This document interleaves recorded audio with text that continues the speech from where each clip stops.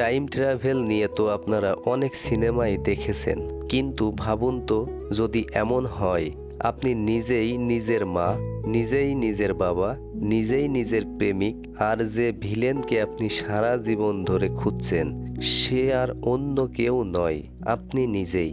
কি মাথা পুরো ঘুরে গেল তো? আজ আমরা হলিউডের ইতিহাসের সবচেয়ে brain sci fi science fiction movie প্রিডেস্টিনেশনের এক্সপ্লেইন করব। এই সিনেমাটি দেখার পর আপনি নিজেকেই প্রশ্ন করা শুরু করবেন যে আসলে কোনটা আগে এসেছে, মুরগি নাকি ডিম? এটি এমন এক টাইম লুপের গল্প যার শেষ দৃশ্য দেখার পর আপনি অন্তত আধা ঘন্টা হাঁ করে স্ক্রিনের দিকে তাকিয়ে থাকবেন। তাই একটু মনোযোগ দিয়ে শুনুন, কারণ এই কাহিনীর একটা সেকেন্ডও যদি আপনি মিস করেন তবে পুরো গল্পটাই আপনার মাথার উপর দিয়ে চলে যাবে। গল্পের শুরু হয় 1970 সালের নিউ ইয়র্কের একটি সাধারণ বার থেকে। সেই বারের বারটেন্ডার হিসেবে কাজ করছে একজন ব্যক্তি যে আসলে একজন ছদ্মবেশী ক্রনিক্যাল এজেন্ট বা টাইম ট্রাভেলার পুলিশ।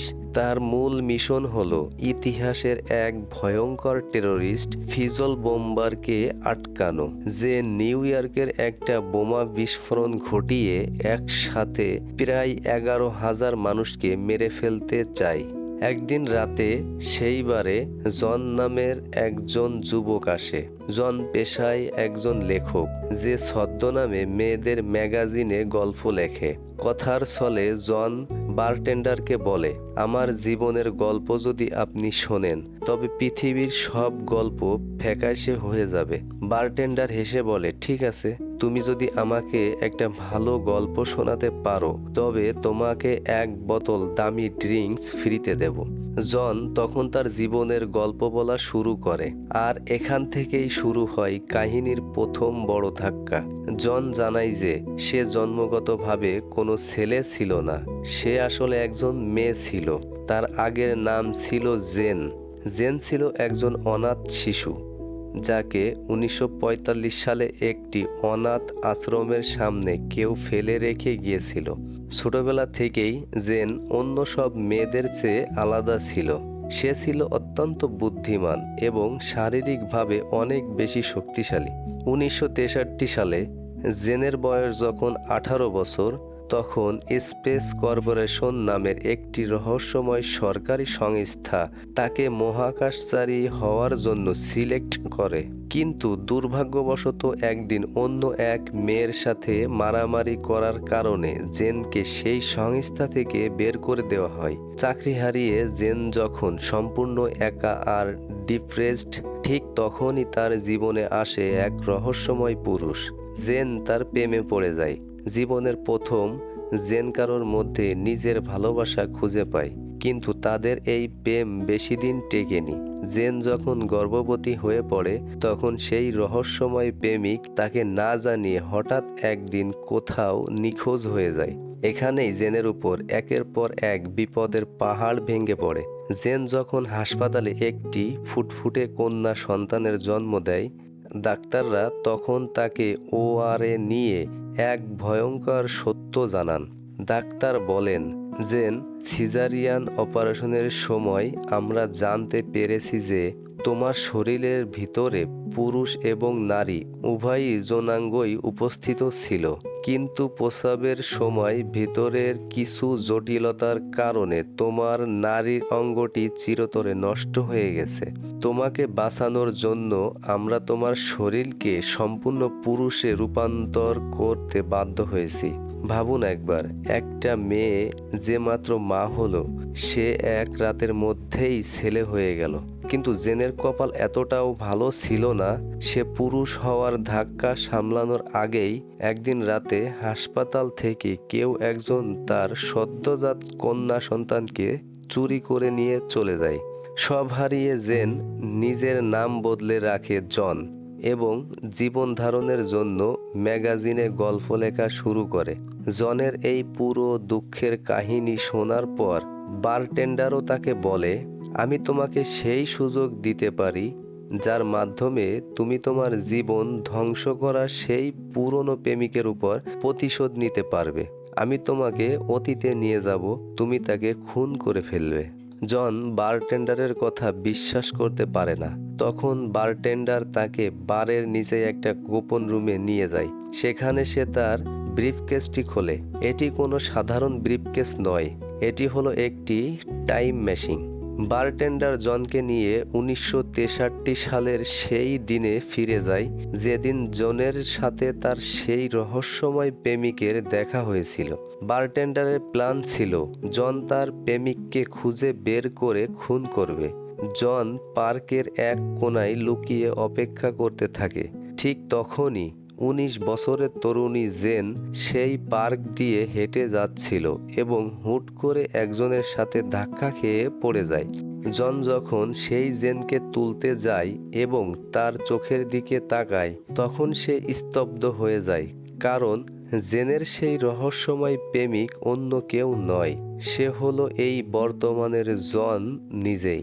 বন্ধুরা, টাইম লুপটা বুঝুন। জন বুঝতে পারে যে অতীতে জেনকে যে ছেলেটি ধোঁকা দিয়েছিল সে আসলে সে নিজেই।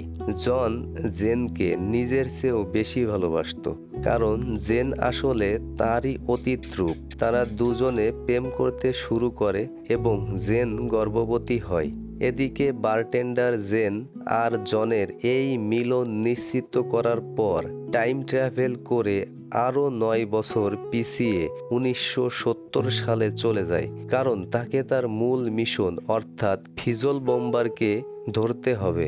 সেখানে এক ল্যাবে ফিজল বোম্বারের সাথে বারটেন্ডারের ফাইট হয়। ফিজল বোম্বার বারটেন্ডারের মুখে আগুন ধরিয়ে দেয়, যার কারণে বারটেন্ডারের মুখ সম্পূর্ণ পুড়ে যায়। কিন্তু বারটেন্ডার কোনো মতেই তার টাইম মেশিন ব্যবহার করে 1992 সালের ফিউচারে চলে আসে। সেখানে টাইম ব্যুরোর ডাক্তাররা সার্জারি করে বারটেন্ডারের পুরো ফেস প্লাস্টিক সার্জারি করে বদলে দেয়।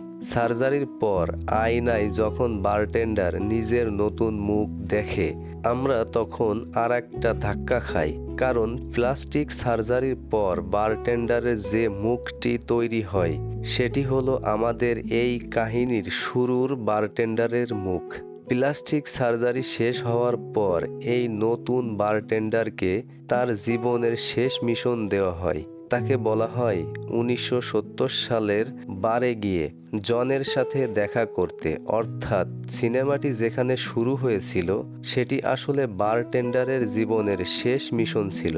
এবার বারটেন্ডার টাইম ট্রাভেল করে জেন আর জনের সেই প্রসবের সময়ে চলে যায়। জেন যখন হাসপাতালে কন্যা সন্তানের জন্ম দেয়, এই বারটেন্ডারই ছদ্মবেশে এসে জনের সেই বাচ্চাকে চুরি করে নিয়ে যায়। আর চুরি করে সে বাচ্চাটিকে টাইম ট্রাভেলের মাধ্যমে 1945 সালে নিয়ে গিয়ে একটা অনাথ আশ্রমের সামনে ফেলে আসে। এখন এর মানে এটিই দাঁড়ালো, জেন বড় হয়ে যার প্রেমে পড়েছিল সেও জন নিজে, আর তাদের যে সন্তান হয়েছিল তাকেই অতীতে ফেলে আসা হয়েছিল, যা বড় হয়ে আবার জেন তৈরি হয়। জেন নিজেই নিজের মা, নিজেই নিজের বাবা, আর নিজেই নিজের সন্তান। এবার কাহিনীর চূড়ান্ত টুইস্টে আসা যাক। বারটেন্ডার যখন তার চাকরি থেকে রিটায়ারমেন্ট নেয়, তখন সে তার টাইম মেশিনটি পার্মানেন্টলি বন্ধ করতে যায়, কিন্তু মেশিনটিতে একটা ইরর দেখায়, যার ফলে মেশিনটি সচলই থেকে যায়। বারটেন্ডার কৌতূহলী হয়ে 1975 সালের এক ওয়াশরুমে যায়, যেখানে ফিজল বোম্বার বোমা বানাতো। বারটেন্ডার অস্ত্র হাতে ফিজল বোম্বারের মুখোমুখি হয়। ফিজল বোম্বার যখন ঘুরে দাঁড়ায়, বারটেন্ডারের হাতের বন্দুক কেঁপে ওঠে, কারণ ফিজল বোম্বার অন্য কেউ নয়, সে হলো বৃদ্ধ বয়সের বারটেন্ডার বা জন নিজেই। বৃদ্ধ ফিজল বোম্বার হাসতে হাসতে বারটেন্ডারকে বলে, তুমি আমাকে মারতে পারবে না, কারণ তুমি যদি আমাকে মেরে ফেলো তবে তুমি কোনো দিন ফিজল বোম্বার হতে পারবে না, আর তুমি যদি ফিজল বোম্বার না হও তবে টাইম ব্যুরো কোনোদিন জেনকে অনাথ আশ্রম থেকে তুলে এনে এজেন্ট বানাতো না। এই টাইম লুপটা সচল রাখার জন্যই আমি বোমা ফাটিয়ে হাজার হাজার মানুষকে মারি, যাতে টাইম ব্যুরো টিকে থাকে আর আমাদের অস্তিত্ব চিরকাল বজায় থাকে। ফিজল বোম্বার বারটেন্ডারকে বলে, তুমি আমাকে ভালো করে দেখো, আমিই তোমার অতীত, আমিই তোমার ভবিষ্যৎ, তুমি আমাকে ভালো না বাসলেও মেরো না। কিন্তু বারটেন্ডার রাগে এবং ঘৃণায় চিৎকার করে ওঠে, আমি কোনোদিন তোমার মতো একটা দানব হব না। এই বলে সে বৃদ্ধ ফিজল বোম্বারকে গুলি করে মেরে ফেলে। কিন্তু এটাই ছিল তার জীবনের সবচেয়ে বড় ভুল, কারণ ফিজল বোম্বার মরার পর সময়ের সাথে সাথে বারটেন্ডার নিজেই একাকিত্বে ভুগতে ভুগতে মেন্টালিটি আনস্টেবল হয়ে যাবে এবং একসময় সে নিজেই ইতিহাস ঠিক রাখার জন্য ফিজল বোম্বার তৈরি হবে। এই টাইম লুপের কোনো শুরু নেই, কোনো শেষ নেই, এটা একটা অনন্ত নরক যা চিরকাল চলতেই থাকবে। সিনেমার শেষ শটে আমরা দেখি বারটেন্ডার তার নিজের শরীরের ট্যাটু আর ক্ষতগুলোর দিকে তাকিয়ে কাঁদছে। সে বুঝতে পেরেছে যে এই পুরো মহাবিশ্বে সে ছাড়া আর কেউ নেই। সে একাধারে জন্মদাতা, জন্মদাত্রী, হিরো এবং ভিলেন। এই ছিল প্রিডেস্টিনেশন মুভির মাথা নষ্ট করা টাইম লুপের গল্প। জেন, জন, বারটেন্ডার আর ফিজল বোম্বারের এই অদ্ভুত সাইকেলটি আপনাদের কেমন লেগেছে কমেন্ট বক্সে অবশ্যই জানান।